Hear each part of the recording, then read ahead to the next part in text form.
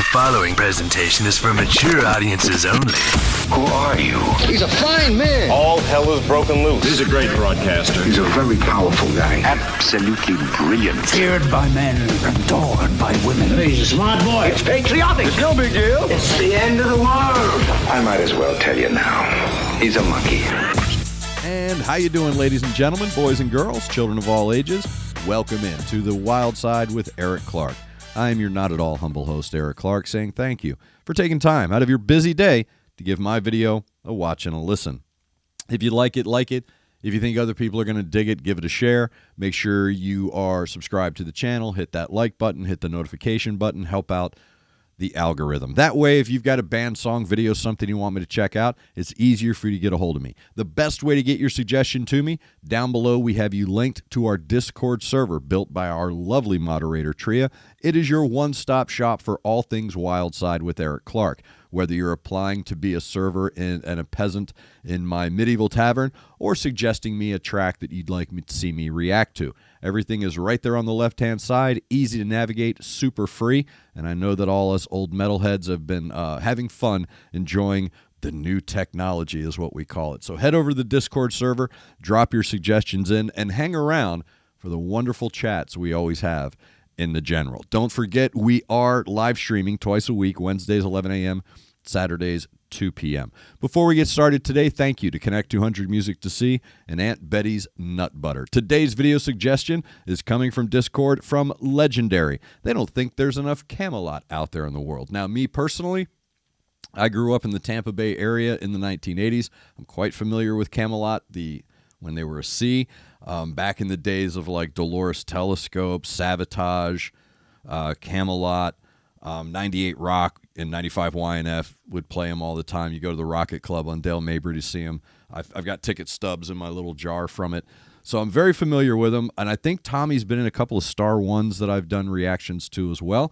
So today we're back with Kamelot. This is from 2015. The album is Haven, and today we are checking out Kamelot, their track Fallen Star, here on the Wildside. Let's go.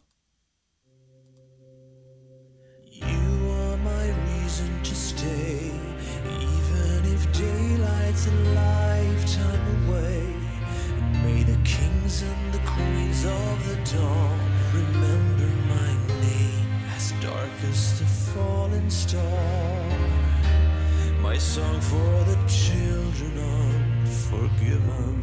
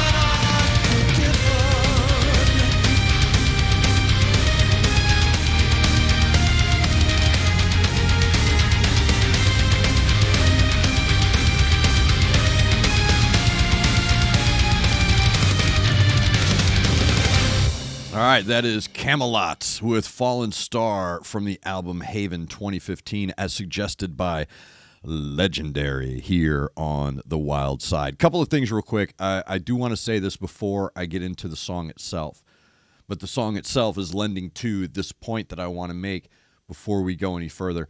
As someone who has worked in radio for decades, rock radio for decades, I'm constantly berated by why won't you play band X on the radio? And it's difficult to explain because of you're asking someone to take their personal preferences and forget about them, because that's how you program radio. I don't program radio as my playlist. I have to program to a massive audience. So the questions I always ask are things like, okay, who do I remove? Who do I take out? Who do I not play? You know, we play music going all the way back to the 70s on an active rock station. So what am I removing to add in with what is a great mainstream rock song? That is a great mainstream rock song right there. I would love to add that. But what do I take out? Right? So it's always this struggle of how do I find the time? Because out of an hour, any given day on a rock station, you have to remove from that hour 16 minutes, 15, 20 minutes of each hour. That's what you have left over for programming, for music. So I've had this battle in my head of why isn't there a station for symphonic thrash rock? Like you don't have to put it on, you know, a classic rock station or an active rock station with Papa Roach and any of those stuff. You can have a whole station of Kamelot, Nightwish, all of that stuff, because I've seen him do work with Arjen Lucas and people like that. And I think the American public would love to hear more of it. But for some reason, corporate radio just stays in this little tiny hallway. And when I try to explain to people why they're in that hallway, because again, there's so much out there, trying to select what would be best. So my thought would be, bro, just fire up another signal. Find another signal and just put it on there. Call it whatever you want to call it. Call whatever format you want. The reason we call it active rock is because years ago, some guy was like, hey, man, this new stuff doesn't fit in with this other stuff, or we need to combine the old rock with the new rock. What do we call it? Call it active rock. And that's where it came from. Doug Podell out of the Riff in Detroit.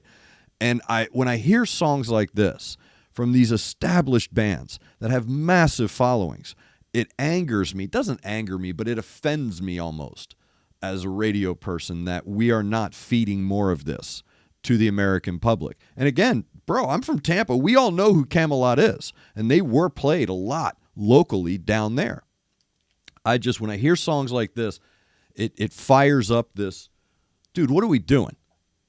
Like, what are we doing in radio? If this isn't on your station, what are you doing? Then you have to ask yourself, okay, man, which station does it go on? And can that station be supported? And I'm waiting because I hear songs like this, and I'm like, bro, come on, man. That's regular rotation. Because this song, now let's get to the song and why I feel that way. Sorry. The reason I feel that way is because I wrote down Lava Lamp. And let me explain why. The song is really well constructed, and it ebbs and flows between these two worlds.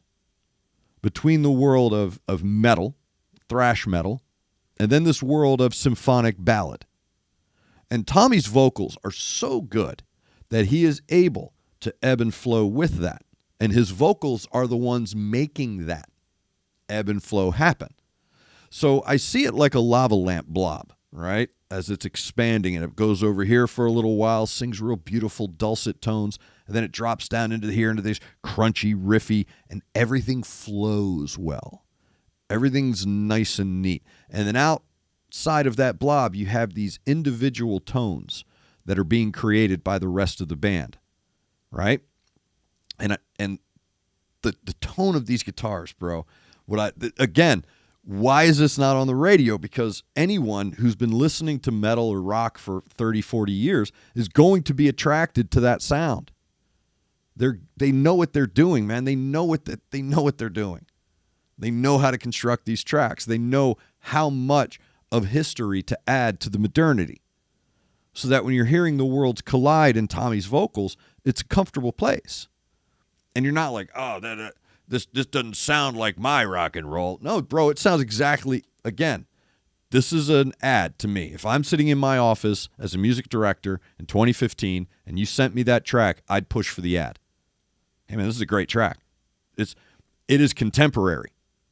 And when I say contemporary, I don't want people to, there's a format called adult contemporary, Celine Dion, Yanni, stuff like that. It's not what I'm talking about. What I'm talking about when I say contemporary, I mean peers.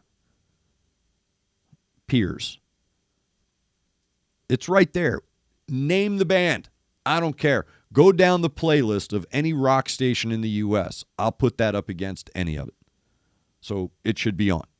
That's my philosophy. If I take a new track, if I'm sitting in my office and this comes in and I stack it up against everything on our spin list for the week, it should fit seamlessly. Sorry. And this one does because I get animated. I really do. But here's something I picked up on, and I really love this. I love when drummers do this. This drummer's awesome. But he's doing this thing that I reserve for people like Stuart Copeland and Tommy Lee. So I believe in my heart of hearts that Tommy Lee unknowingly created a sound. He did, unknowingly. Unwittingly, Tommy Lee created an iconic sound in rock and roll. I don't think he knows it. Like Billy Gibbons of ZZ Top, he knows. He brought in the dirty G, right? He knows. It's like, yeah, it's my chord. To this day, I don't think Tommy Lee understands what he did. Tommy Lee created what I call the ball-peen hammer in rock and roll. He made it popular. He made it a signature. If you listen to that track, it's something that if drummers out there know what I'm getting ready to pick up on, and I don't even know if I'm doing it as in-depth as they could. Stuart Copeland and Tommy Lee, their signature is this downbeat. So they're doing a lot, right? You're listening to them drumming, and it's like, bro, you're doing a lot. But there's this one constant through it all.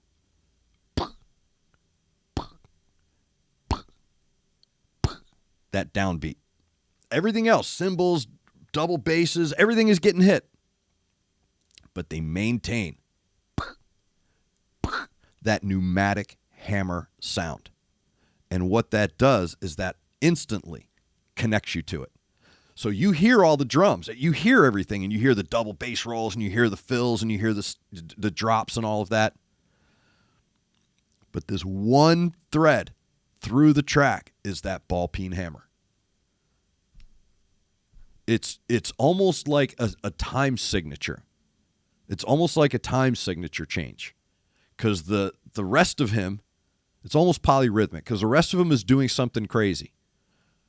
But constantly, he always comes back to that dum, dum, dum, dum, dum, dum. Go back and listen. It's when I pick it up, the first thing I thought of, I wrote down Wildside. First thing I thought of was Motley Crue, Wildside. Because while the rest of the song is going crazy, dish, dish, dish, dish, that constant downbeat is happening. Sometimes it's in the front. Sometimes it's in the back. Sometimes it's not even there. But it's there. Crazy how these little things, if you sat down and gave it another good listen, you're like, bro, I get what you're saying. Driven to Tears by The Police is a really good example of that. Because while everything else is going crazy, because Stuart Copeland plays high. Like there's a lot of cymbal work in his drumming. But there's always that constant ball-peen hammer. And Tommy Lee took it to a metal place. So now that sound, that ball-peen hammer sound on the downbeat, I I don't even know if Tommy understands. I don't think he cares, right? But it's something that is a signature that taps into this nostalgia, this history within you, so that when you hear it in something fresh, you include the modernity of the track. And the track is just loaded with colors. It's just loaded with colors, all the proper colors in all the right places. But I really wanted to talk about that drumming, because that was really subtle. It was very well hidden, yet it was basically the impetus of the entire track. So well done, Kamelot, dude. Like I said, I've got the DVD sitting right there, got the shirt, got all that stuff. So thank you very much. I appreciate that, Legendary, for the suggestion of Kamelot. That was Fallen Star from the album Haven. Again, if you have a suggestion for a song you'd like me to do a video on, head over to the Discord server. Make sure you're subscribed to the YouTube channel. Hit that like button, okay? Help the algorithm. Hit the notification button so you know when we're doing our live streams. Wednesdays, 11 a.m., Saturdays, 2 p.m. I'm losing my voice. I didn't get a backup beverage. I'm really sorry. So I'm sounding a little gravelly. So thank you to Connect 200 Music to See and Aunt Betty's Nut Butter. Thank you to all of you for taking time out of your busy day being awesome to hang out with us on the east side of Music City. Make sure you're looking out for each other. Make sure you're looking out for your neighbor. Try to do at least one good thing a day. I am Eric Clark, and this is the Wildside.